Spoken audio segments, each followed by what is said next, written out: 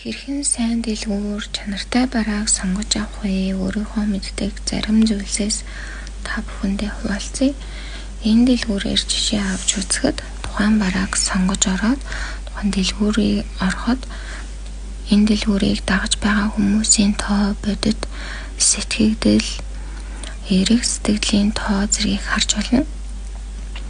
За ингээд дараад орохоор хүмүүсийн зурагтай, бичлэгтэй энэ барааны бүх дэлгэрэнгүй зүйлүүдийг биччихсэн байдаг.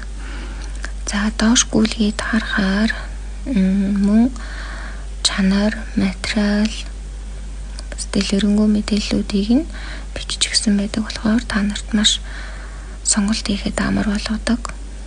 За хаад өөр дэлгүүрийг харахаар цагаан хэрэглийн дэлгүүрийг харъя. Энэ дэлгүүр маань 1500-аад хүний бодит сэтгэл мөн тавтан худалдан авагчийн тоо зэрэг бас өндөр байна.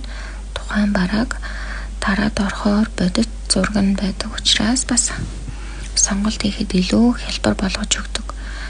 За тухайн дэлгүүр маань 5-аад үнэлгээтэй бас сайн дэлгүүрүүдийн нэг байх нэ. Хит бага үнэлгээтэй бараа чанар муутай ирэх учраас та нар сонголтоо зөв хийгээрэй.